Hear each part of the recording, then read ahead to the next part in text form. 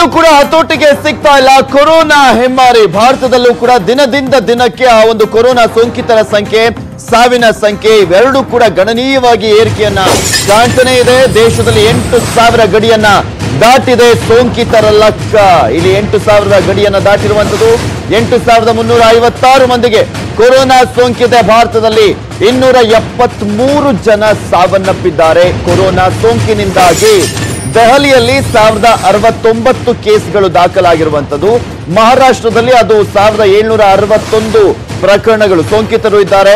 ರಾಜಸ್ಥಾನ 700 ಪ್ರಕರಣ, ತಮಿಳುನಾಡು 969 ಕೇಸ್ಗಳು ವರದಿಯಾಗಿರುವಂತದ್ದು. ಮಧ್ಯಪ್ರದೇಶ 532ಕ್ಕೆ ಏರಿಕೆಯಾಗಿದೆ. ಉತ್ತರ ಪ್ರದೇಶದಲ್ಲಿ 452 ಕೇಸ್ಗಳು ದಾಖಲಾಗಿರುವಂತದ್ದು. ಈ ಎಲ್ಲಾ ರಾಜ್ಯಗಳಿಗೂ ಕಂಪೇರ್ ಮಾಡಿದ್ರೆ ಸ್ವಲ್ಪ ನಿಟ್ಟುಸಿರನ್ನ ಬಿಡಬಹುದು ಕರ್ನಾಟಕದ ಲೆಕ್ಕವನ್ನ ನೋಡಿದಂತಹ ಸಂದರ್ಭದಲ್ಲಿ. ಯಾಕೆಂದ್ರೆ ಇಲ್ಲೆಲ್ಲ 50 ಕೇಸು 100 ಕೇಸು ಪ್ರತಿನಿತ್ಯ ಪಾಸಿಟಿವ್ ಆಗ್ತಾ ಇರುವಂತದ್ದು. ನಮ್ಮಲ್ಲಿ ಸ್ವಲ್ಪ ಪರವಾಗಿಲ್ಲ, ಆತಂಕ ಇದ್ರೂ ಕೂಡ 10 ಕೇಸು 7 ಕೇಸು 12 ಕೇಸು 16 ಕೇಸು ಹಿಂಗೆ ವರದಿ ಆಗ್ತಾ ಇದೆ ಒಂದ್ ದಿನದ ಲೆಕ್ಕದಲ್ಲಿ ನಾವು ತಗೊಂಡಂತಹ ಸಂದರ್ಭದಲ್ಲಿ. ಸೊ ಮತ್ತಷ್ಟು ನಾವು ಬಿಗಿಯಾದಂತಹ ಕ್ರಮವನ್ನ ಕೈಗೊಂಡಂತಹ ಸಂದರ್ಭದಲ್ಲಿ ಅದನ್ನು ಕೂಡ ಕಡಿಮೆ ಮಾಡಬಹುದು. ಸೋಷಿಯಲ್ ಡಿಸ್ಟೆನ್ಸ್ ಜೊತೆಗೆ ಮನೆಯಲ್ಲೇ ಇರಬೇಕು. ಮನೆಯಲ್ಲೇ ಇದ್ದಂತಹ ಸಂದರ್ಭದಲ್ಲಿ ಈಸಿಯಾಗಿ ಈ ಒಂದು ಕೊರೋನಾವನ್ನ ಒದ್ದೋಡಿಸಬಹುದು. ಇಲ್ಲ ಅಂದ್ರೆ ಅಲ್ಲೆಲ್ಲ ದಾಖಲಾಗ್ತಾ ಇದೆಯಲ್ಲ 100 ಕೇಸು 200 ಕೇಸು ಅಥವಾ ಒಂದೊಂದು ದಿನಕ್ಕೆ 500 ಕೇಸ್ಗಳು ದಾಖಲಾಗ್ತಾ ಇದಾವಲ್ಲ, ಅದೇ ರೀತಿಯಾಗಿ ಕರ್ನಾಟಕದಲ್ಲೂ ಕೂಡ ಶುರು ಆಗುತ್ತೆ.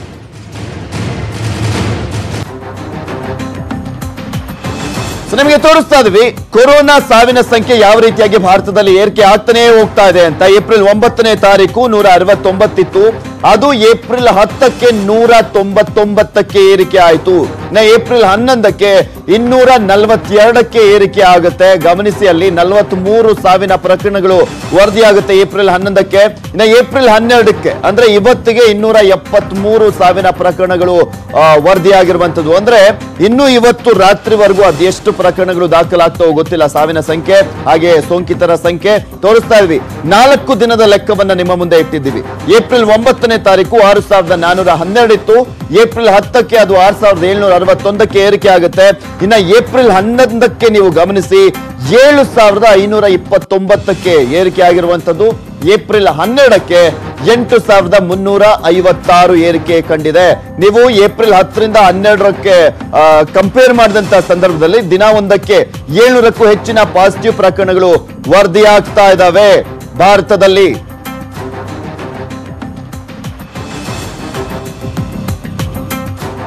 ಕೊರೋನಾ ಸೋಂಕಿತರ ಸಂಖ್ಯೆ ಎಲ್ಲ ರಾಜ್ಯಗಳಲ್ಲೂ ಕೂಡ ಗಣನೀಯವಾಗಿ ಏರಿಕೆ ಆಗ್ತಾ ಇದೆ. ಹಾಗೆ ಅವರಿಗೆ ಟ್ರೀಟ್ಮೆಂಟ್ ಅನ್ನ ಕೂಡ ನೀಡಲಾಗ್ತಾ ಇದೆ ದೊಡ್ಡ ಮಟ್ಟದಲ್ಲಿ. ಅಂದ್ರೆ ಅತ್ಯುತ್ತಮವಾದಂತಹ ಟ್ರೀಟ್ಮೆಂಟ್ ಅನ್ನ ನೀಡಲಾಗ್ತಾ ಇದೆ. ಲಸಿಕೆ ಇಲ್ಲ ಅಂದ್ರೂ ಕೂಡ ಯಾವ್ಯಾವ ಟ್ರೀಟ್ಮೆಂಟ್ ಅನ್ನ ಕೊಡಬಹುದು ಅದನ್ನ ಕೊಟ್ಟು ಅವರನ್ನ ಗುಣಮುಖರನ್ನಾಗಿ ಮಾಡಲಾಗ್ತಾ ಇದೆ. ಹಾಗೆ ಬೆಂಗಳೂರಿನಲ್ಲೂ ಕೂಡ ಅಷ್ಟೇ. ಇನ್ನ ಒಂದು ವಿಶೇಷ ಪ್ರಕರಣ ನಿಮ್ಮ ಮುಂದೆ ತೋರಿಸ್ತಾ ಇದೀವಿ. ಕೊರೋನಾ ಸೋಂಕಿತ ವ್ಯಕ್ತಿ ಗುಣಮುಖರಾಗಿದ್ದಾರೆ. ವೈದ್ಯರಿಂದ ವ್ಯಕ್ತಿಗೆ ವಿಶೇಷವಾದಂತಹ ಅಭಿನಂದನೆಯನ್ನ ನೀಡಲಾಗಿದೆ. ಹೂಗುಚ್ಛವನ್ನ ನೀಡಿ ಚಪ್ಪಾಳೆಯನ್ನ ತಟ್ಟಿ ಅವರನ್ನ ಕಳುಹಿಸಿಕೊಡಲಾಗಿದೆ. ಕೆಸಿ ಜನರಲ್ ಆಸ್ಪತ್ರೆಯಿಂದ ಬಿಡುಗಡೆಯನ್ನ ಮಾಡಲಾಗಿರುವಂತದ್ದು. ಮಲ್ಲೇಶ್ವರಂನಲ್ಲಿರುವಂತಹ ಕೆಸಿ ಜನರಲ್ ಆಸ್ಪತ್ರೆ. ಈ ವೇಳೆ ವೈದ್ಯರ ಕಾಲಿಗೆ ನಮಸ್ಕರಿಸಿದ್ದಾನೆ ವ್ಯಕ್ತಿ. ಎಸ್, ಅದಕ್ಕೆ ಹೇಳ್ತಾ ಇರುವಂತದ್ದು ಪ್ರತಿಯೊಬ್ರು ದೇವರ ರೂಪದಲ್ಲಿ ಈಗ ವಿಶ್ವದಲ್ಲಿ ಕಾಣಿಸ್ತಾ ಇರುವಂತವ್ರು ಯಾರಪ್ಪ ಅಂದ್ರೆ ಅವರು ವೈದ್ಯರು. ಸೊ ಹೀಗಾಗಿ ಅವರಿಗೆ ಕಾಲಿಗೆ ನಮಸ್ಕರಿಸಿ ಆ ಕೊರೋನಾದಿಂದ ಗುಣಮುಖರಾಗಿರುವಂತಹ ಪೇಷಂಟ್ ಹೋಗಿದ್ದಂಥದ್ದು ನಿಮಗೆ ತೋರಿಸ್ತಾ ಇದೀವಿ. ಹೂಗುಚ್ಛವನ್ನ ನೀಡಿ ಕ್ಲಾಪ್ಸ್ ಅನ್ನ ಹಾಕುವ ಮುಖಾಂತರ ಅವರನ್ನ ಮನೆಗೆ ಕಳುಹಿಸಿ ಕೊಡಲಾಗಿದೆ. ಆ ಹೂಗುಚ್ಛ ಅಂದ್ರೆ ಎಲ್ಲೋ ಹೋಗಿ ತಗೊಂಡ್ಬಂದಿದ್ದಲ್ಲ, ಅಲ್ಲಿ ಆ ಕೆಸಿ ಜನರಲ್ ಆಸ್ಪತ್ರೆಯ ಸುತ್ತ ಹೂವಿನ ಗಿಡಗಳಿದಾವೆ ಕೆಲವೊಂದು. ಆ ಹೂವಿನ ಗಿಡಗಳಲ್ಲಿ ಇರುವಂತಹ ಹೂವನ್ನ ಕಿತ್ತು ತಂದು ಅವರಿಗೆ ಆ ಒಂದು ಹೂಗುಚ್ಛವನ್ನ ಕೂಡ ನೀಡಲಾಗಿದೆ. ಗಮನಿಸ್ತಾ ಇದ್ದೀರಾ.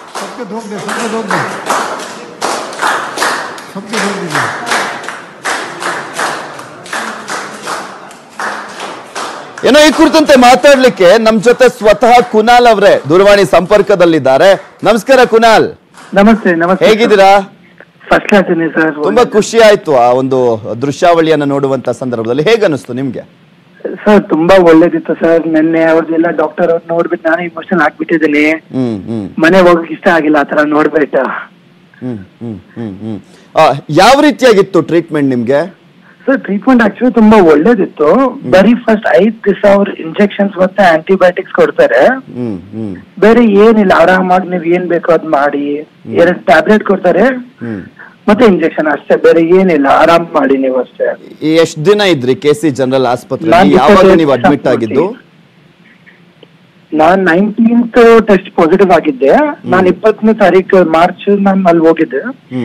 20ನೇ ತಾರೀಕಿಂದ ನಿನ್ನೆ ತನಕ 27 ದಿವಸ. ಮತ್ತೆ ಅಲ್ಲಿ ಸರ್ ಟ್ರೀಟ್ಮೆಂಟ್ ತುಂಬಾ ಒಳ್ಳೇದಿದೆ. ನಮಗೆ ಏನ್ ಬೇಕಂದ್ರೆ ನಾವು ಡಾಕ್ಟರ್ನ ಕಾಲ್ ಮಾಡ್ಬಿಟ್ಟು ನರ್ಸ್ ನ ಹೇಳ್ತೀವಿ ಅಂದ್ರೆ ಅವ್ರ 5 ನಿಮಿಷ ಅಲ್ಲಿ ಎಲ್ಲ ಏನ್ ಬೇಕಾದ್ ಕೊಡ್ತಾರೆ. ಮತ್ತೆ ರಾತ್ರಿ 2 ಗಂಟೆ 3 ಗಂಟೆನೂ ನಾವು ಆಚೆ ಹೋಗ್ಬಿಟ್ಟು ಏನಾದ್ರು ಕೇಳ್ತೀವಿ, ನೀರ್ ಬೇಕು ಏನ್ ಬೇಕು ಅಂದ್ರೆ ಎಲ್ಲ ರೆಡಿ ಇರ್ತಾರೆ. ಓಕೆ, ನಿಮ್ಗೆ ಸೋಂಕು ಬಂದಿದೆ ಅಂತ ಗೊತ್ತಾಗ್ತಿದ್ದ ಹಾಗೆ ಈಗ ಗೊತ್ತಿದೆಯಲ್ವಾ ನಿಮ್ಗೆ ಆತಂಕ ಯಾವ ರೀತಿ ಆಗಿದೆ ಅನ್ನೋದು? ಯಾಕಂದ್ರೆ ಸೋಂಕು ಬಂತು ಅಂದ್ರೆ ಏನಾಗ್ಬಿಡುತ್ತೋ ಏನೋ, ನಾವು ಬದುಕೋದೇ ಇಲ್ವೇನೋ ಅನ್ನೋ ಆತಂಕ ಇದೆ ಜನರಲ್ಲಿ. ಅಷ್ಟು ದೊಡ್ಡ ಮಟ್ಟದ ಭೀತಿ ಇರುವಂತದ್ದು. ನಿಮ್ಗೆ ಹೇಗೆ ಅನ್ನಿಸ್ತು ಪಾಸಿಟಿವ್ ಅಂತ ಗೊತ್ತಾಗ್ತಿದ್ದ ಹಾಗೆ? ಆಕ್ಚುಲಿ ನಾನೆಲ್ಲ ನ್ಯೂಸ್ ರೀಡ್ ಎಲ್ಲ ಮಾಡಿದ್ದೆ. ನನಗೆ ಆಕ್ಚುಲಿ ಗೊತ್ತಿತ್ತು ಇದೇನು ಅಷ್ಟು ಹಾರ್ಮ್ಫುಲ್ ಇಲ್ಲ, ಬರೀ ಸ್ಪ್ರೆಡ್ ಆಗತ್ತೆ, ತುಂಬಾ ಬಹಳ ಸ್ಪ್ರೆಡ್ ಆಗುತ್ತೆ. ಬಟ್ ಇವಾಗ ನಾವೆಲ್ಲ ಇಮ್ಯುನಿಟಿ ಒಳ್ಳೇದಿರೋದು ಎಲ್ಲ ಅಂದ್ರೆ ಫಿಟ್ ಅಂಡ್ ಫೈನ್ ಇರೋದು ಏನಾಗಲ್ಲ. ಬರೀ ನೀವು 1 ವೀಕ್ ಮ್ಯಾಕ್ಸಿಮಮ್ 10 ಡೇಸ್ ನಮ್ ಬಾಡಿಯಲ್ಲಿ ಏನಾದ್ರು ಫೀಲ್ ಆಗುತ್ತೆ, ವೀಕ್ನೆಸ್ ಇಲ್ಲ ಅಂದ್ರೆ ಕಾಫ್ ಕೋಲ್ಡ್ ಇರುತ್ತೆ. ಅದನ್ನ ಬಿಟ್ಟು ಏನಿಲ್ಲ, ಬೇಸಿಕಲಿ ನಾರ್ಮಲ್ ಕೋಲ್ಡ್ ಫೀವರ್ ತರ, ಏನೂ ಆಗಲ್ಲ, ಏನೂ ತೊಂದರೆ ತಗೊಂಡ್ಬೇಡಿ, ಇವೆಲ್ಲ ಫಿಟ್ ಅಂಡ್ ಫೈನ್ ಆಗ್ಬಿಡ್ತಾರೆ. ಮತ್ತೆ ನಿಮ್ಗೆ ಹೇಗ್ ಬಂದಿದ್ದು ಕುನಾಲ್? ಆಕ್ಚುಲಿ ನನ್ಗೂ ಅದು ಐಡಿಯಾ ಇಲ್ಲ. UK ಇಂದ ನಾನು ಟ್ರಾವೆಲ್ ಮಾಡ್ಬಿಟ್ಟು ಬಂದಿದ್ದೀನಿ. ಇವಾಗ ನನ್ ಫ್ರೆಂಡ್ಸ್ ಪಾಸಿಟಿವ್ ಆಗಿರೋದು ಅಂದ್ರೆ ಹೈದರಾಬಾದ್, ಡೆಲ್ಲಿಯಿಂದ. ಮೇ ಬಿ ಅವ್ರಕ್ಕಿಂತ ನನಗ್ ಬಂದಿದೆ, ಇಲ್ಲ ಅಂದ್ರೆ ಏರ್ಪೋರ್ಟ್ ಅಲ್ಲಿ ಫ್ಲೈಟ್ ಅಲ್ಲಿ ಬೇರೆ ಅವರಿಂದ ಬಂದಿರೋದೇ ಗೊತ್ತಿಲ್ಲ. ಓಕೆ, ಈಗ ಐಸೋಲೇಷನ್ ವಾರ್ಡ್ ಅಲ್ಲಿ ಇದ್ದಾಗ ಯಾವ ರೀತಿಯಾಗಿ ಟ್ರೀಟ್ಮೆಂಟ್ ಕೊಡ್ತಾರೆ, ಯಾವ ರೀತಿಯಾಗಿ ಕ್ವಾರಂಟೈನ್ ಮಾಡ್ಲಾಗಿರುತ್ತೆ ಅನ್ನುವ ಕುತೂಹಲ ಸಾಕಷ್ಟು ಜನರಿಗಿದೆ. ಹೇಗಿರ್ತಾರಪ್ಪ, ಹೇಗ್ ಟ್ರೀಟ್ಮೆಂಟ್ ಕೊಡ್ಲಾಗತ್ತೆ ಅಂತ, ಅದ್ ಹೇಗಿತ್ತು ಅದನ್ನ ಹೇಳ್ಬೋದಾ? ಹೇಳ್ತೇನೆ. ಅದೇ ಆಕ್ಚುಲಿ ನಾನ್ ಫಸ್ಟ್ KC ಜನರಲ್ ನನಗೆ ಹೇಳಿದ್ರಲ್ವಾ, ನನಗೆ ಸ್ವಲ್ಪ ಭಯ ಆಗಿದ್ದು ಗವರ್ಮೆಂಟ್ ಹಾಸ್ಪಿಟಲ್ ಹೆಂಗಿರುತ್ತೆ. ನಾನ್ ಟ್ರೈ ಮಾಡ್ತಿದ್ದೆ ಫೋರ್ಟಿಸ್ ಅಪೋಲೋ ಅಲ್ಲಿ ಎಲ್ಲಾದ್ರೂ ಸಿಕ್ಕಿದ್ರೆ, ಬಟ್ ಏನಾದ್ರು ಅವೈಲೇಬಲ್ ಇರ್ಲಿಲ್ಲ. KC ಜನರಲ್ ಹೋಗಾದ್ಮೇಲೆ ನನಗೆ ಇಷ್ಟನೇ ಆಗಿಲ್ಲ ಪ್ರೈವೇಟ್ ಹೋಗೋಕೆ. ಎಷ್ಟು ಒಳ್ಳೇದಿತ್ತು ಅಂದ್ರೆ ಡಾಕ್ಟರ್, ಸಿಸ್ಟರ್, ನರ್ಸ್ ಯಾರಾದ್ರೂ ಒಳಗಡೆ ಬರ್ತಾರೆ ಅಂದ್ರೆ ಮಾತಾಡ್ತಾರೆ ನಮ್ ಜೊತೆ, ಮತ್ತೆ ಕೇಳ್ತಾರೆ ಹೆಂಗಿದ್ದೀರಾ. ಎವ್ರಿ ಡೇ ಒಂದ್ ಸೈಕ್ಯಾಟ್ರಿಸ್ಟ್ ಕಾಲ್ ಮಾಡ್ತಾರೆ. ಕಾಲ್ ಮಾಡ್ಬಿಟ್ಟು ಕೇಳ್ತಾರೆ how is your health, physically, mentally, are you fine, do you need anything. ಮತ್ತೆ ಅವ್ರನ್ನ ನೀವು ರಾತ್ರಿ 2-3 ಗಂಟೆನೂ ಕಾಲ್ ಮಾಡ್ತೀರಾ ಅಂದ್ರೆ ಅವ್ರು ಟ್ರೀಟ್ಮೆಂಟ್ ಗೋಸ್ಕರ ರೆಡಿ ಇರ್ತಾರೆ ಏನಾದ್ರು ಬೇಕಂದ್ರೆ. ಮತ್ತೆ ಫುಲ್ ಒಂದೇ 5 ಸ್ಟಾರ್ ಟ್ರೀಟ್ಮೆಂಟ್ ನನ್ ಕಡೆಯಿಂದ. ರೇಟಿಂಗ್ ಅಂದ್ರೆ ಫುಲ್ 5 ಸ್ಟಾರ್ ರೇಟಿಂಗ್. ಏನು ತೊಂದರೆ ತಗೊಳೋದ್ ಬೇಡ. ಐಸೋಲೇಷನ್ ವಾರ್ಡ್ ಅಲ್ಲಿ ಇನ್ನೂ ಒಳ್ಳೇದಿರ್ತಾರೆ. ಮತ್ತೆ ನಿಮ್ ಇಮ್ಯುನಿಟಿ ಒಳ್ಳೇದಿರುತ್ತೆ. ಆದ್ರೂ ಇಂಜೆಕ್ಷನ್ ಟ್ಯಾಬ್ಲೆಟ್ ಕೊಟ್ಬಿಟ್ಟು ಇನ್ನೂ ಬೆಟರ್ ಇರುತ್ತೆ. ಓಕೆ ಓಕೆ, 24/7 ಅಲ್ಲಿ ನರ್ಸ್ಗಳು ಇರ್ತಾ ಇದ್ರು ನಿಮ್ ಟ್ರೀಟ್ಮೆಂಟ್ಗೆ? ಅಂದ್ರೆ ಪ್ರತಿ ಶಿಫ್ಟ್ ಅಲ್ಲೂ ಕೂಡ ಒಬ್ಬೊಬ್ರು ಇರ್ತಾ ಇದ್ರು ಅಲ್ಲಿ ನೋಡ್ಕೊಳ್ಳೋದಕ್ಕೆ? 24/7 ಯಾರಾದ್ರೂ ಇರ್ತಾರೆ, ಗ್ಯಾರಂಟಿ. ನಿಮ್ಗೆ ಹೇಗ್ ಟೈಮ್ ಪಾಸ್ ಆಗ್ತಾ ಇತ್ತು? ಯಾಕಂದ್ರೆ ಫಾರ್ ದ ಫಸ್ಟ್ ಟೈಮ್ ನೀವು 22 ಡೇಸ್ ಅನ್ಸುತ್ತೆ ಟೋಟಲ್ ಆಗಿ ಅಲ್ಲಿ ಐಸೋಲೇಷನ್ ಅಲ್ಲಿ ಇದ್ದಿದ್ದಲ್ವಾ? ಆಕ್ಚುಲಿ ನನಗೆ ಫೋನ್ ಬಂತಲ್ವಾ ಪಾಸಿಟಿವ್ ಇದೆ ಅಂತ, ನಾನು ಬಟ್ಟೆ ತಗೊಂಡಿಲ್ಲ, ಏನು ತಗೊಂಡಿಲ್ಲ, ಬರೀ ನನ್ನ ಮೊಬೈಲ್, ನನ್ನ ಲ್ಯಾಪ್ಟಾಪ್ ಮತ್ತೆ ಚಾರ್ಜರ್ ಅಷ್ಟೇ. ನಾನು ಇದ್ದೇ ತಗೊಂಡ್ಬಿಟ್ಟು ಹೋಗ್ಬಿಟ್ಟೆ. ಬೇರೆ ಎಲ್ಲ ಮನೆಯಿಂದ ಆರಾಮಾಗಿ ಬರತ್ತೆ. ಆರಾಮಾಗಿ ಮೊಬೈಲ್, ಲ್ಯಾಪ್ಟಾಪ್ ತಗೊಂಡ್ಬಿಟ್ಟು ದಿವಸ ಮೂವಿ ನೋಡೋದು, ಟೈಮ್ ಪಾಸ್ ಮಾಡೋದು. ಮತ್ತೆ ಇವಾಗ ಎಲ್ಲ ರಿಲೇಟಿವ್ಸ್, ಫ್ರೆಂಡ್ಸ್ ಗೊತ್ತಾಗತ್ತಲ್ವಾ ಕೊರೋನಾ ವೈರಸ್ ಆಗಿದೆ ಅಂತ, ಎಲ್ಲ ಕಾಲ್ ಮಾಡ್ತಾರೆ. ಅಂದ್ರೆ ನೀವು ಆರಾಮಾಗಿ ಮಾತಾಡ್ಬೋದಲ್ವಾ. ಪೂರ್ತಿ ದಿವಸ ಫೋನ್ ಅಲ್ಲಿ ಮಾತಾಡಿ, ಫೇಸ್ಬುಕ್, ಇನ್ಸ್ಟಾಗ್ರಾಮ್ ಯೂಸ್ ಮಾಡಿ, ಮೂವಿ ನೋಡಿ, ಹಂಗೆ ಆರಾಮಾಗಿ ಟೈಮ್ ಪಾಸ್ ಮಾಡಿ.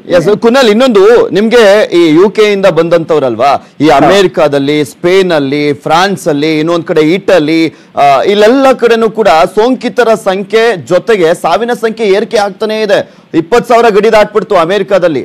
ಆ ಸಂದರ್ಭದಲ್ಲಿ ಭಯ ಆಗ್ತಾ ಇರ್ಲಿಲ್ವಾ, ಏನ್ ಆಗ್ತಾ ಇದೆಯಪ್ಪ ನಮ್ಮಲ್ಲಿ, ಏನು ನಮ್ದೇನ್ ಕತೆ ಅಂತ? ಇಲ್ಲ, ಆಕ್ಚುಲಿ ಅದೇ ನಾನು ಹೇಳ್ದೆ ಅಲ್ವಾ, ನಾನು ವಾಟ್ಸ್ಆಪ್ ಫಾರ್ವರ್ಡ್ ಬಿಲೀವ್ ಮಾಡಿಲ್ಲ, ನಾನು ಪ್ರಾಪರ್ ನ್ಯೂಸ್ ಫಾಲೋ ಮಾಡಿದ್ದೆ. ಅಂದ್ರೆ ಕೊರೋನಾ ವೈರಸ್ ಆಗಿದ್ರೆ ಯಾರಿಗಿದ್ದು ಡೆತ್ ಫುಲ್ ಇರುತ್ತೆ, ಡೆಡ್ಲಿ ಅಂದ್ರೆ, ಮತ್ತೆ ಯಾರಿಗಿತ್ತು ಹಾರ್ಮ್ ಜಾಸ್ತಿ ಆಗತ್ತೆ. ಇವಾಗ ನಾವೆಲ್ಲ ಎಷ್ಟು 20-22 ವರ್ಷ ನಾವು ಹುಡುಗರು, ನಮಗೆ ಏನ್ ಫಿಟ್ ಅಂಡ್ ಫೈನ್ ಇದೀವಿ. ಕೊರೋನಾ ವೈರಸ್ ಬಂದ್ರೆ 1 ವಾರದಲ್ಲಿ ರೆಡಿ ಆಗ್ಬಿಡ್ತೀವಿ ನಾವು. ಅದಕ್ಕೋಸ್ಕರ ನನ್ಗೆ ಏನು ತೊಂದರೆ ತಗೊಂಡಿಲ್ಲ. Okay, good. Take care Kunal. Thank you so much News 18 ಜೊತೆ ಮಾತನಾಡಿದ್ದಕ್ಕೆ. ಮುಂಬೈನಲ್ಲಿ ಸಿಲುಕಿಕೊಂಡಿದ್ದಾರೆ ಕನ್ನಡಿಗರು. ಹಾಸನ ಮೂಲದ 2 ಕುಟುಂಬಗಳು ಪರದಾಟವನ್ನ ನಡೆಸ್ತಾ ಇರುವಂತದ್ದು. ಹೊಳೆನರಸೀಪುರದ 2 ಕುಟುಂಬಗಳು ಇವು ಮುಂಬೈನಲ್ಲಿ ಸಿಲುಕೊಂಡಿದ್ದಾರೆ. ಆ ಕನ್ನಡಿಗರು ಪರದಾಟವನ್ನ ಮಾಡ್ತಾ ಇದ್ದಾರೆ. ಹೊಳೆನರಸೀಪುರದವರು, ಹಾಸನದ ಹೊಳೆನರಸೀಪುರದ 2 ಕುಟುಂಬಗಳು ಇವು. 15 ದಿನಗಳಿಂದ ಕಷ್ಟದ ದಿನವನ್ನ ದೂಡ್ತಿದ್ದೇವೆ, ದಯವಿಟ್ಟು ಕರೆಸಿಕೊಳ್ಳಿ ಅಂತ ಮನವಿಯನ್ನ ಮಾಡ್ಕೊಳ್ತಾ ಇದ್ದಾರೆ. ಮಹಾರಾಷ್ಟ್ರ ಅಂದ್ರೆ ಕೇಳ್ಬೇಕಾ, ಅತಿ ಹೆಚ್ಚು ಸೋಂಕಿತರು ಸಿಕ್ಕಾಕೊಂಡಿರುವಂತ ಹಾಗೆ ವರದಿ ಆಗ್ತಾ ಇರುವಂತ ಒಂದು ರಾಜ್ಯ ಅದು. 1700ಕ್ಕೂ ಹೆಚ್ಚಿನ ಪಾಸಿಟಿವ್ ಪ್ರಕರಣಗಳು ವರದಿ ಆಗ್ತಾ ಇರುವಂತದ್ದು. ಭಾರತದಲ್ಲೇ ನಂಬರ್ 1 ಇದೆ ಅದು. ಸೋಂಕಿತರ ಸಂಖ್ಯೆ ಇರುವಂತ ರಾಜ್ಯಗಳ ಪೈಕಿ ನಂಬರ್ 1 ಸ್ಥಾನದಲ್ಲಿ ಮಹಾರಾಷ್ಟ್ರ ಇರುವಂತದ್ದು. ಅಲ್ಲಿ ಕನ್ನಡಿಗರು ಸಿಕ್ಕಾಕೊಂಡಿದ್ದಾರೆ. 15 ದಿನಗಳಿಂದ ಕೂಡ ಕಷ್ಟವನ್ನ ಪಡ್ತಾ ಇರುವಂತದ್ದು. ಕಳಿಸ್ಕೊಳ್ಳಿ ದಯವಿಟ್ಟು ಅಂತ ಮನವಿಯನ್ನ ಮಾಡ್ಕೊಳ್ತಾ ಇದ್ದಾರೆ. ಸೆಲ್ಫಿ ವಿಡಿಯೋ ಮೂಲಕ ಸಿಎಂಗೆ ಮನವಿಯನ್ನ ಮಾಡಿದ್ದಾರೆ. ಹಾಸನ ಸಂಸದ ಪ್ರಜ್ವಲ್ ರೇವಣ್ಣಗೂ ಕೂಡ ಮನವಿಯನ್ನ ಮಾಡಿಕೊಂಡಿದ್ದಾರೆ. ಶ್ರೀಯುತ ಮಾನ್ಯ ಹಾಸನ ಎಂಪಿ ಆದಂತ ಪ್ರಜ್ವಲನವರಿಗೆ, ಕರ್ನಾಟಕ ಮುಖ್ಯಮಂತ್ರಿಗಳಾದಂತ ಯಡಿಯೂರಪ್ಪನವರಿಗೆ ನಾವು ಈ ವಿಡಿಯೋ ಮುಖಾಂತರ ಹೇಳ್ಬೇಕೇನಂತಂದ್ರೆ, ನಾವು ಇರುವಂತ ಸ್ಥಳ ಮುಂಬೈ ರಾಯಗಢ ಅಲಿಬಾಗ್ ತಾಲೂಕು ಅಂತ ಹೇಳಿ. ಕೊರೋನಾ ಲಾಕ್ಡೌನ್ ಇಂದಾಗಿ ನಾವು ಮುಂಬೈಲಿ ಕನ್ನಡಿಗರು ಜಾಸ್ತಿ ಜನ ಸಿಗಾಕೊಂಡಿರೋದ್ರಿಂದ ಇಲ್ಲಿಂದ ಹೋಗಕ್ಕೆ ವೆಹಿಕಲ್ಸ್ ಸಾರಿಗೆ ಅಂದ್ರೆ ಏನು ಇಲ್ಲ. ಬರಕ್ ಊರ್ ಕಡೆ ಬೇಕರಿ ಕೆಲಸ ಮಾಡ್ಕೊಂಡಿರೋದು. ಟೋಟಲ್ 2 ಫ್ಯಾಮಿಲಿ ಪ್ಲಸ್ ಹುಡುಗರೆಲ್ಲ ಸೇರಿ 15 ಮೆಂಬರ್ಸ್ ಇದ್ದೀವಿ. ಊಟ ತಿಂಡಿ ಮಾಡೋಕಂತಂದ್ರೆ ಏನು ಇಲ್ಲ. ನಮ್ಮ ಹತ್ರ ಅವತ್ತು ವ್ಯಾಪಾರ ಮಾಡ್ಕೊಂಡು ನಾವು ಅವತ್ತು ತಿನ್ಬೇಕಾಗಿದ್ದು. ಏನೇ ಒಂದು ಅಮೌಂಟ್ ಜೋಡಿಸ್ಕೊಂಡು ತಗೊಳ್ಳೋಣ ಅಂತ ಹೇಳಿದ್ರು ಇಲ್ಲಿ ಏನು ಸಿಗ್ತಾನೂ ಇಲ್ಲ. ತುಂಬಾ ಹಿಂಸೆ ಆಗಿರೋದ್ರಿಂದ ನಮ್ಮ ಊರು ಕರ್ಸ್ಗಳಲ್ಲಿ ಹಾಸನ ಎಂಪಿ ಆದಂತ ಪ್ರಜ್ವಲ್ ರೇವಣ್ಣನವರಿಗೆ, ಕರ್ನಾಟಕ ಮುಖ್ಯಮಂತ್ರಿಗಳಾದಂತ ಯಡಿಯೂರಪ್ಪನವರಿಗೆ ಮೇಲ್ಮನವಿ ಮಾಡ್ತೀವಿ ನಾವು. ಯಾಕಂತಂದ್ರೆ ನಮ್ಮ ಊರು ಹಾಸನ ಒಳೇಶ್ವರದ ಮೂಲದವರು ನಾವು. ಯಾಕಂತಂದ್ರೆ ಊರಿಗೆ ಬರೋದು ನಮ್ಗೆ ಬಹಳ ಕಷ್ಟ ಆಗೈತೆ. 15ನೇ ತಾರೀಕು ಅಂತ ಸದ್ಯಕ್ಕೆ ಕರೆಸಿಕೊಳ್ಳುವಂತ ಸಾಧ್ಯತೆ ಮಾತ್ರ ಕಮ್ಮಿ. ಯಾಕೆಂದ್ರೆ ಯಾರನ್ನೂ ಕೂಡ ಯಾವುದೇ ಗಡಿಯಿಂದಲೂ ಜನರಿಗೆ ಹೋಗ್ಲಿಕ್ಕೆ, ಒಳಗೆ ಹೋಗ್ಲಿಕ್ಕೆ, ಹೊರಗೆ ಬರ್ಲಿಕ್ಕೂ ಕೂಡ ಅವಕಾಶವನ್ನ ಮಾಡಿಕೊಡ್ತಾ ಇಲ್ಲ. ಆದ್ರೆ ಅವರಿಗೆ ಕಷ್ಟ, ಊಟ ತಿಂಡಿಗೆಲ್ಲ ಕಷ್ಟ ಅಂತ ಹೇಳ್ತಾ ಇದಾರಲ್ಲ, ಆ ಒಂದು ಸಪ್ಲೈಯನ್ನ ಮಾಡಬಹುದು. ಆ ಒಂದು ಕ್ರಮವನ್ನ ಕೈಗೊಳ್ಳುವಂತ ಸಾಧ್ಯತೆ ಇದೆ ಮುಖ್ಯಮಂತ್ರಿಗಳು. ಮತ್ತಷ್ಟು ಅಪ್ಡೇಟ್ಸ್ ಅನ್ನ ನೀಡ್ತೀನಿ. ಒಂದು ಚಿಕ್ಕ ಬ್ರೇಕ್ ತಗೊಂಡು ವಾಪಸ್ ಬರ್ತೀನಿ. ವಾರ್ಡ್ ನಲ್ಲಿ ಓಡಾಡ್ತಾ ಇದ್ದಂತ ಬೆಕ್ಕುಗಳು ಸಾವನ್ನಪ್ಪಿದ್ದಾವಂತೆ. ಕೇರಳ ರಾಜ್ಯದ ಕಾಸರಗೋಡು ಜಿಲ್ಲೆಯಲ್ಲಿ ನಡೆದಿರುವಂತಹ ಘಟನೆ ಇದು. ಜಿಲ್ಲಾಸ್ಪತ್ರೆಯ ಐಸೋಲೇಷನ್ ವಾರ್ಡ್ ನಲ್ಲಿ ಓಡಾಡ್ತಾ ಇದ್ವಂತೆ ಬೆಕ್ಕುಗಳು. ಬಟ್ ಐಸೋಲೇಷನ್ ವಾರ್ಡ್ ಒಳಗೆ ಹೇಗ್ ಬಂದ್ವು ಅಂತಾನೆ ಗೊತ್ತಾಗ್ತಾ ಇಲ್ಲಪ್ಪ. ಆ ಒಂದು ಐಸೋಲೇಷನ್ ವಾರ್ಡ್ ನಲ್ಲಿ ಅಷ್ಟೊಂದು ಭದ್ರತೆಯನ್ನ ಕೈಗೊಳ್ಳಲಾಗಿರುತ್ತೆ. ಅತ್ಯಂತ ಶುಚಿತ್ವ ಇರುವಂತ ವಾರ್ಡು, ಅದರೊಳಗೆ ಓಡಾಡ್ತಾ ಇದ್ವಂತೆ ಬೆಕ್ಕುಗಳು. ನಂತರ 5 ಬೆಕ್ಕುಗಳನ್ನ ಹಿಡಿದು ಒಂದು ಕಡೆ ಇಟ್ಟಿದ್ರಂತೆ. ಆ 5 ಬೆಕ್ಕುಗಳು ಈಗ ಸಾವನ್ನಪ್ಪಿದ್ದಾವೆ. ಕೊರೋನಾ ಶಂಕೆಯನ್ನ ವ್ಯಕ್ತಪಡಿಸಲಾಗ್ತಾ ಇದೆ. ಪರೀಕ್ಷೆಗಾಗಿ ಬೆಕ್ಕುಗಳ ದೇಹ ಭಾಗವನ್ನ ರವಾನೆ ಮಾಡಲಾಗಿದೆ. ಪ್ರಾಣಿಗಳಿಗೆ ಬರಲ್ಲ ಅಂತ ಹೇಳ್ತಾ ಇದ್ವಿ. ಆದ್ರೆ USA ನಲ್ಲಿ ವರದಿಯಾಯಿತು, ಹುಲಿಯೊಂದಕ್ಕೆ ಕೊರೋನಾ ಪಾಸಿಟಿವ್ ಪತ್ತೆಯಾಯಿತು. ಅದನ್ನ ನ್ಯೂಸ್ 18 ಕನ್ನಡನೇ ಬ್ರೇಕ್ ಮಾಡಿತ್ತು ಮೊದಲ ಬಾರಿಗೆ. ಹುಲಿಗೆ ಅಲ್ಲಿ ಕೊರೋನಾ ಪಾಸಿಟಿವ್ ಇರುವಂತದ್ದು ಪತ್ತೆ ಆದಾದ್ಮೇಲೆ ಈಗ ಗಮನಿಸ್ತಾ ಇದ್ವಿ, ಎಲ್ಲೋ ಒಂದ್ ಕಡೆ ಆತಂಕ ಶುರುವಾಗ್ತದೆ. ಕಾಸರಗೋಡಿನಲ್ಲಿ ಬೆಕ್ಕುಗಳು, 5 ಬೆಕ್ಕುಗಳು ಸಾವನ್ನಪ್ಪಿದ್ದಾವೆ.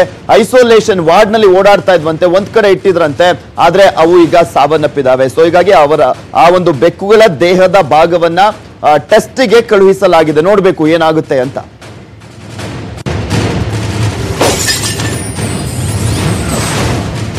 ಕೊರೋನಾ ವಾರ್ಡ್ ನಲ್ಲಿ ಓಡಾಡ್ತಾ ಇದ್ವು ಆ ಬೆಕ್ಕುಗಳು ಈಗ ಸಾವನ್ನಪ್ಪಿದ್ದಾವೆ. ಈ ಒಂದು ಘಟನೆ ನಡೆದಿರೋದು ಕೇರಳ ರಾಜ್ಯದ ಕಾಸರಗೋಡು ಜಿಲ್ಲೆಯಲ್ಲಿ. ಅತಿ ಹೆಚ್ಚು ಸೋಂಕಿತರು ಇರುವಂತಹ ಜಿಲ್ಲೆ ಕೂಡ ಕಾಸರಗೋಡು. ಈ ಒಂದು ಲಾಕ್ಡೌನ್ ದೇಶದ ಬೆನ್ನೆಲುಬು, ಅನ್ನದಾತನಿಗೆ ಬರ ಇಳ್ದಂತಾಗ್ಬಿಟ್ಟಿದೆ. ಕೊರೋನಾ ತಂದಿಟ್ಟಿದೆ ನೂರಾರು ಸಂಕಷ್ಟಗಳನ್ನ. ಬೆಳೆದಂತ ಬೆಳೆಯೂ ಕೂಡ ಇಲ್ಲ, ಬೆಳೆಗೆ ಬೆಲೆನೂ ಕೂಡ ಸಿಗ್ತಾ ಇಲ್ಲ. ಅಂತಹ ಪರಿಸ್ಥಿತಿಯನ್ನ ದೇಶದ ಬೆನ್ನೆಲುಬು ಅಂತ ಕರೆಸ್ಕೊಳ್ತಾರಲ್ಲ ಅನ್ನದಾತರು ಎದುರಿಸ್ತಾ ಇರುವಂತದ್ದು ಕಷ್ಟಪಟ್ಟು. ಯಾಕೆಂದ್ರೆ ಪ್ರವಾಹದ ಪರಿಸ್ಥಿತಿ ಉಂಟಾಗಿತ್ತು ರಾಜ್ಯದಲ್ಲಿ. ಅದಾದ್ಮೇಲೆ ಅದರಿಂದ ಸ್ವಲ್ಪ ಮಟ್ಟಿಗೆ ಚೇತರಿಸಿಕೊಂಡು ಬೆಳೆಗಳನ್ನ ಬೆಳೆದಿದ್ರು. ಈಗಲಾದ್ರೂ ಸ್ವಲ್ಪ ಸಾಲ ಸೋಲವನ್ನ ಮಾಡ್ಕೊಂಡಿದ್ವಲ್ಲ, ಅದನ್ನ ತೀರ್ಸೋಣ ಅಂತ. ಅದಕ್ಕೂ ಕೂಡ ಈಗ ಕೊರೋನಾ ಕಲ್ಲು ಹಾಕ್ಬಿಡ್ತು. ಬೆಳೆದಂತ ಬೆಳೆಗಳು ಸೇಲ್ ಆಗ್ತಾ ಇಲ್ಲ. ಆ ಒಂದು ಹೊಲಗಳಲ್ಲೇ, ಆ ಗದ್ದೆಗಳಲ್ಲೇ ಎಲ್ಲೆಲ್ಲಿ ಬೆಳೆದಿದ್ರು ಆ ಬೆಳೆಗಳನ್ನ ಅಲ್ಲೇ ಬಿಡುವಂತ ಪರಿಸ್ಥಿತಿ ನಿರ್ಮಾಣವಾಗಿದೆ. ಬೆಲೆ ಇಲ್ಲದೆ ಬೀದಿಗೆ ಸುರಿತಿದ್ದಾನೆ ಅನ್ನದಾತ. ರೈತನ ಸಂಕಷ್ಟಕ್ಕೆ ಪರಿಹಾರ ಕೂಡ ಒಂದ್ ಕಡೆ ಸರ್ಕಾರ ಮಾಡ್ತೀವಿ ಸರ್ವೆಯನ್ನ ಕೊಡ್ತೀವಿ ಅಂತ ಹೇಳ್ತಾ ಇದ್ದಾರೆ. ಬಟ್ ಯಾವಾಗ ಕೊಡ್ತಾರೋ ಏನೋ ಗೊತ್ತಿಲ್ಲ. ಬಟ್ ಸಾಲ ಸೋಲ ಮಾಡಿ ಬೆಳೆದಿದ್ದಂತ ಬೆಳೆಗಳು ಮಣ್ಣು ಪಾಲಾಗ್ತಾ ಇದಾವೆ. ಕೊರೋನಾದಿಂದಾಗಿ ಇಡೀ ರೈತರು ಕಂಗಾಲಾಗೋಗಿದ್ದಾರೆ.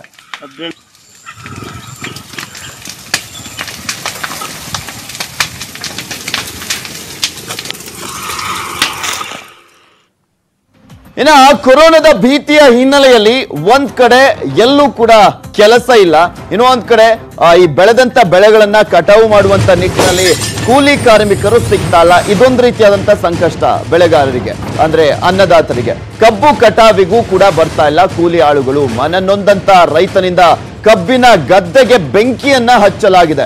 ಮೈಸೂರಿನ ಶಿಂಗೇನಹಳ್ಳಿ ಗ್ರಾಮದಲ್ಲಿ ನಡೆದಿರುವಂತಹ ಘಟನೆ ಇದು. 1 ಎಕರೆ 20 ಗುಂಟೆ ಜಮೀನಿನಲ್ಲಿ ಕಬ್ಬನ್ನ ಬೆಳೆದಿದ್ರು ಶಿವರಾಜು ಎಂಬುವರು. 1 ಎಕರೆ 20 ಗುಂಟೆ ಜಮೀನಲ್ಲಿ ಅವರು ಕಬ್ಬನ್ನ ಬೆಳೆದಿದ್ರು. ಆದ್ರೆ ಕಟಾವು ಮಾಡ್ಲಿಕ್ಕೆ ಅನುಮತಿ ಸಿಕ್ಕಿದ್ರು ಕೂಡ ಕೂಲಿ ಆಳುಗಳು ಮಾತ್ರ ಸಿಗ್ಲಿಲ್ಲ. ಸೊ ಹೀಗಾಗಿ ಕೊರೋನಾ ವೈರಸ್ ಭೀತಿಯಿಂದ ಹೊರ ಬರ್ತಾ ಇಲ್ಲ ಇನ್ನು ಜನ. ಕೂಲಿ ಕಾರ್ಮಿಕರು ಕೂಡ ಅಷ್ಟೇ.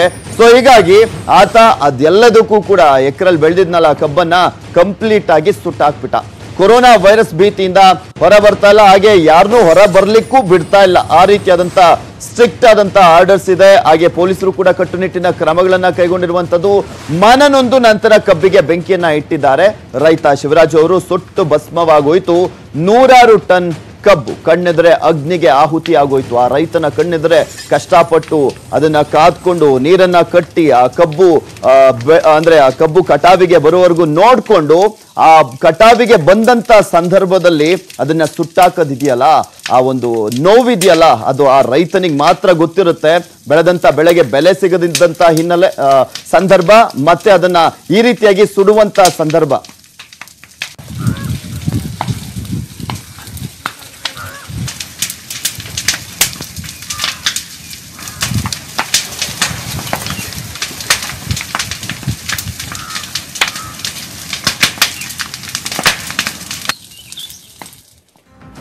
ಕೊರೋನಾ ಲಾಕ್ಡೌನ್ಗೆ ಬೆಂಡಾಗಿದ್ದಾರೆ ಹೂ ಬೆಳೆಗಾರರು. ಕೊರಟಗೆರೆ ತಾಲೂಕು ಕತ್ತಿ ನಾಗೇನಹಳ್ಳಿಯ 100 ಎಕರೆಯ ಜಮೀನಿನಲ್ಲಿ ಬೆಳೆಯಲಾಗಿತ್ತು ಹೂವನ್ನ.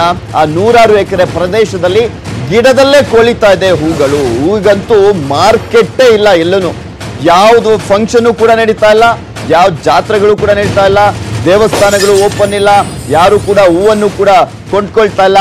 ಮಾರ್ಕೆಟ್ಗಳಲ್ಲಂತೂ ಹೂ ತರ್ಲಿಕ್ಕೂ ಆಗ್ತಾ ಇಲ್ಲ, ಸೇಲ್ ಮಾಡ್ಲಿಕ್ಕೂ ಆಗ್ತಾ ಇಲ್ಲ. ಅಂತ ಪರಿಸ್ಥಿತಿ ಇದೆ. ಹೂ ಬೆಳೆಗಾರರಂತೂ ಏನ್ ಮಾಡ್ಬೇಕು ಅಂತಾನೂ ಗೊತ್ತಾಗ್ತಾ ಇಲ್ಲ, ದಿಕ್ಕು ತೋರಿಸಿದಂತ ಆಗ್ಬಿಟ್ಟಿದೆ. ಹೂ ಬೆಳೆದಂತ ರೈತ ಮಂಜುನಾಥ್ಗೆ ಸುಮಾರು 6 ಲಕ್ಷ ನಷ್ಟ ಆಗಿದೆ. ಮಾರುಕಟ್ಟೆ ಕಲ್ಪಿಸದಂತ ಸರ್ಕಾರದ ವಿರುದ್ಧ ರೈತ ಹಿಡಿ ಶಾಪವನ್ನ ಹಾಕಿದ್ದಾರೆ. ಇದನ್ನ ಮೊನ್ನೆ ಅಷ್ಟೇ ಮಾತನಾಡ್ತಾ ಇದ್ರು, ಐ ಥಿಂಕ್ ಮಾಧುಸ್ವಾಮಿ ಅವರು ಸುದ್ದಿಗೋಷ್ಠಿಯ ಸಂದರ್ಭದಲ್ಲಿ ಹೇಳ್ತಾ ಇದ್ರು, ಹೂವಿಗೆ ಮಾತ್ರ, ಹೂವಿನ ಬೆಳೆಗಾರರ ಸಂಕಷ್ಟ ನಮಗೆ ಗೊತ್ತಾಗ್ತಾ ಇದೆ, ಆದ್ರೆ ಮಾರ್ಕೆಟ್ ಇಲ್ಲ. ಎಲ್ಲೂ ಕೂಡ ಯಾವುದೇ ಫಂಕ್ಷನ್, ಮದುವೆಗಳು, ಸಮಾರಂಭಗಳೇ ನಡೀತಾ ಇಲ್ಲ. ಇನ್ನೊಂದ್ ಕಡೆ ಅಂದ್ರೆ ದೇವಸ್ಥಾನಗಳು ಕೂಡ ಬಂದ್ ಆಗಿರುವಂತದ್ದು. ಸೊ ಹೀಗಾಗಿ ಹೂವಿಗೆ ಯಾವುದೇ ಮಾರ್ಕೆಟ್ ಇಲ್ಲ. ಬಟ್ ನಾವು ಸರ್ವೆ ಮಾಡಿಸಿ ಅವರಿಗೆ ಪರಿಹಾರವನ್ನ ಕೊಡ್ತೀವಿ ಅಂತ ಮಾಧುಸ್ವಾಮಿ ಅವರು ಮೊನ್ನೆ ಸುದ್ದಿಗೋಷ್ಠಿಯ ಸಂದರ್ಭದಲ್ಲಿ ಹೇಳ್ತಾ ಇದ್ರು. ಬಟ್ ಈಗ ಯಾವ ರೀತಿಯಾಗಿ ಆ ಒಂದು ನಷ್ಟವನ್ನ ಭರಿಸುವಂತ ಕೆಲಸ ಮಾಡುತ್ತೆ ಸರ್ಕಾರ ಅನ್ನೋದನ್ನ ಕಾದ್ ನೋಡ್ಬೇಕಾಗಿದೆ. ಚಿಕ್ಕಮಗಳೂರಿನಲ್ಲೂ ಕೂಡ ಅಷ್ಟೇ ಕೊರೋನಾ ಹೊಡೆತಕ್ಕೆ ಬೀದಿಗೆ ಬಿದ್ದಿದ್ದಾನೆ ರೈತ. ಮಾರುಕಟ್ಟೆಗೆ ಕೋಸನ್ನ ಸಾಗಿಸಲಾಗದೆ ರೈತರು ಕಣ್ಣೀರನ್ನ ಹಾಕ್ತಾ ಇದ್ದಾರೆ. ಹೊಲದಲ್ಲೇ ಕಣ್ಣೀರನ್ನ ಹಾಕ್ತಾ ಇದ್ದಾರೆ ಭಕ್ತರಹಳ್ಳಿಯ ರೈತರು. ಅಲ್ಲಿ ಸಾಕಷ್ಟು ಕೋಸನ್ನ ಬೆಳೆದಿದ್ರು, ಆದ್ರೆ ಸೇಲ್ ಆಗ್ತಾ ಇಲ್ಲ. ಹೊಲದಲ್ಲೇ ಬಿಡುವಂತ ಪರಿಸ್ಥಿತಿ ಈಗ ನಿರ್ಮಾಣ ಆಗೋಯ್ತು. ಹೊಲದಲ್ಲೇ ಕೊಳ್ತು ಹೋಗ್ತಾ ಇದಾವೆ. 2 ಎಕರೆಯಲ್ಲಿ ಬೆಳೆದಿದ್ದಂತ ಕೋಸು ಭಕ್ತರಹಳ್ಳಿಯ ಹೊಲದಲ್ಲೇ ಮಣ್ಣು ಪಾಲಾಗಿರುವಂತದ್ದು. ಈ ಕೋಸು ಹಲಸಿನ ಹಣ್ಣು ಕೊಳ್ಳುವವರಿಲ್ಲದೆ ರೈತ ಕಂಗಾಲಾಗಿದ್ದಾನೆ. ಹಣ್ಣು ಸಾಗಿಸ್ಲಿಕ್ಕೆ ವಾಹನ ಸಿಗದೆ ರೈತ ಕಣ್ಣೀರನ್ನ ಹಾಕ್ತಿದ್ದಾನೆ. ಚಿಕ್ಕಮಗಳೂರು ತಾಲೂಕಿನ ಅಂಡುವಾನೆ ಗ್ರಾಮದ ರೈತ 400ಕ್ಕೂ ಹೆಚ್ಚು ಹಲಸಿನ ಹಣ್ಣುಗಳನ್ನ ಕಿತ್ತು ಬಿಸಾಡಿದ್ದಾರೆ ರೈತರು. ಇದಕ್ಕೆಲ್ಲದಕ್ಕೂ ಕೂಡ ಮಾರ್ಕೆಟ್ ಅನ್ನ ಕಲ್ಪಿಸ್ಕೊಡ್ಬೇಕಾಗಿರುವಂತವ್ರು ಅಲ್ಲಿನ ಜನಪ್ರತಿನಿಧಿಗಳು ಸ್ವಲ್ಪ ಮುಂಜಾಗ್ರತಾ ಕ್ರಮಗಳನ್ನ ಕೈಗೊಂಡು ಅವರ ಒಂದು ನೆರವಿಗೆ ಧಾವಿಸಬೇಕಾಗಿದೆ. ಕೊಳ್ತೋಗಿದೆ ಸರ್, ಇದು ಕೋಸು ಎಲ್ಲಿಗೂ ತಗೋಲಿಕ್ಕೆ ಆಗ್ತಾ ಇಲ್ಲ. ಈ ಕೊರೋನಾ ಹೊಡೆತದಿಂದ ಭಾರಿ ತೊಂದರೆ ಆಗಿದೆ. ಎಲ್ಲೂ ಶಿವಮೊಗ್ಗ ಹೋಗೋಕ್ಕೆ ಪೊಲೀಸ್ನವ್ರ ಕಾಟ, ಮತ್ತು ಎಲ್ಲ ಕಡೆಯಿಂದಲೂ ಚಿಕ್ಕಮಗಳೂರು ಮಾರ್ಕೆಟು ಬಂದು ಪೊಲೀಸ್ನವರು ಭಾರಿ ತೊಂದರೆ ಕೊಡ್ತಿದ್ದಾರೆ. ಬಸ್ಗಳಿಲ್ಲ ಬರಲಿಕ್ಕೆ ಹೋದರೆ. ಅದರಿಂದ ಎಲ್ಲ ಕೋಸು ಒಂದು 60-70 ಸಾವಿರ ರೂಪಾಯಿ ಖರ್ಚು ಮಾಡಿದ್ದು ಎಲ್ಲ ಕೊಳ್ತೋಗಿದೆ. ಸಂಕಷ್ಟದಲ್ಲಿ ಸಿಲುಕಿದಂತ ರಾಜ್ಯದ ಅನ್ನದಾತನಿಗೆ ರೈತರ ನೆರವಿನ ಹಸ್ತವನ್ನ ಚಾಚಿದ್ದಾರೆ ಸಂಸದ ಡಿ.ಕೆ. ಸುರೇಶ್ ಅವರು. ಅವರ ಭಾಗದ ರೈತರ ತೋಟಗಳಿಗೆ ಭೇಟಿಯನ್ನ ನೀಡಿ ಪರಿಶೀಲನೆಯನ್ನ ಮಾಡ್ತಿದ್ದಾರೆ. ಪಾಲಿ ಹೌಸ್ ನಲ್ಲಿ ಬೆಳೆದಿದ್ದಂತ ಜರ್ಬೇರಾ ಹೂ ತೋಟಕ್ಕೆ ಭೇಟಿಯನ್ನ ನೀಡಿದ್ರು. ಖರೀದಿದಾರರು ಇಲ್ಲದೆ ತೋಟದಲ್ಲಿಯೇ ಅರಳಿ ನಿಂತಿತ್ತು ಹೂ. ತೋಟ ಕಂಡು ಬೇಸರವನ್ನ ವ್ಯಕ್ತಪಡಿಸ್ತಾರೆ ಡಿ.ಕೆ. ಸುರೇಶ್ ಅವರು. ಬೆಂಗಳೂರು ಗ್ರಾಮಾಂತರ ಸಂಸದರು ಹೂ ಬೆಳೆಗಾರರ ಸಮಸ್ಯೆ ಬಗ್ಗೆ ಸರ್ಕಾರದ ಗಮನಕ್ಕೆ ತರ್ತೀನಿ, ರೈತರಿಗೆ ಭರವಸೆಯನ್ನ ನೀಡಿದ್ದಾರೆ ಸಂಸದ ಡಿ.ಕೆ. ಸುರೇಶ್. ಇನ್ನೊಂದು ಕಡೆ ರೈತರ ತರಕಾರಿಯನ್ನ ಖರೀದಿಯನ್ನ ಕೂಡ ಮಾಡ್ತಾ ಇದ್ದಾರೆ ಸಂಸದರು. ತರಕಾರಿಗೆ ಕನಿಷ್ಠ ಬೆಲೆಯನ್ನ ಕೊಟ್ಟು ರೈತರ ಬೆಳೆಯನ್ನ ಖರೀದಿ ಮಾಡ್ತಾ ಇದ್ದಾರೆ. ಬಳಿಕ ಜನರಿಗೆ ಉಚಿತವಾಗಿ ಹಂಚಿಕೆಯನ್ನ ಕೂಡ ಮಾಡ್ತಾ ಇದ್ದಾರೆ ಸಂಸದ ಡಿ.ಕೆ. ಸುರೇಶ್. ಇದು ಪೀಕ್ ಸೀಸನ್. ಈ ಪೀಕ್ ಸೀಸನ್ ಅಲ್ಲಿ ಇವರು ಕೈ ಚೆಲ್ಲಿ ಕೂತಿದ್ದಾರೆ. ಏನ್ ಮಾಡ್ಬೇಕು ಅಂತ ಹೇಳಿ ಅವ್ರಿಗೆ ಅರ್ಥ ಆಗ್ತಾ ಇಲ್ಲ. ಇದು ಇಡೀ ಈ ಆನೇಕಲ್ ತಾಲೂಕಿನ ಹೂ ಬೆಳೆಗಾರರ ಸಮಸ್ಯೆ ಅಲ್ಲ, ಇಡೀ ರಾಷ್ಟ್ರದ ಹೂ ಬೆಳೆಗಾರರು ಏನಿದ್ದಾರೆ ಅವರು ಕೆಲವರು ಎಕ್ಸ್ಪೋರ್ಟ್ ಮಾಡ್ತಾ ಇದ್ರು, ಕೆಲವರು ಲೋಕಲ್ ಮಾರ್ಕೆಟ್ಗಳಿಗೆ ಮಾಡ್ತಾ ಇದ್ರು. ಮದುವೆ ಮುಂಜಿ ಸಮಾರಂಭಗಳು, ಊರಬ್ಬಗಳು, ದೇವಸ್ಥಾನಗಳು ಯಾರು ಕೂಡ ಇವತ್ತು ಹೂನ ತಗೊಂಡು ಹೋಗುವಂತವ್ರಿಲ್ಲ. ಸೊ ಇನ್ನು ಲಾಕ್ಡೌನ್ ಇಂದ ರೈತರು ಸಂಕಷ್ಟಕ್ಕೆ ಸಿಲುಕಿದ್ದಾರೆ. ಬೆಳೆದಂತ ಬೆಳೆಯನ್ನ ಮಾರುಕಟ್ಟೆಗೆ ಸಾಗಿಸಲಾಗದೆ ನಷ್ಟವನ್ನ ಅನುಭವಿಸ್ತಾ ಇದ್ದಾರೆ. ತುಮಕೂರು ಜಿಲ್ಲೆಯ ಕುಣಿಗಲ್ ಕ್ಷೇತ್ರದ ಕಾಂಗ್ರೆಸ್ನ ಶಾಸಕ ರಂಗನಾಥ್ ರೈತರ ನೆರವಿಗೆ ಧಾವಿಸಿದ್ದಾರೆ. ತಮ್ಮ ಕ್ಷೇತ್ರದ ಹಳ್ಳಿಯನ್ನ ತಿರುಗಿ ರೈತರಿಂದ ತರಕಾರಿಯನ್ನ ಖರೀದಿ ಮಾಡ್ತಾ ಇದ್ದಾರೆ. ಈ ತರಕಾರಿಯನ್ನ ಡಿ.ಕೆ. ಚಾರಿಟಬಲ್ ಟ್ರಸ್ಟ್ ಮೂಲಕ ನಗರ ಪ್ರದೇಶದ ಮನೆಗೆ ಹಂಚಿಕೆಯನ್ನ ಮಾಡ್ತಾ ಇದ್ದಾರೆ.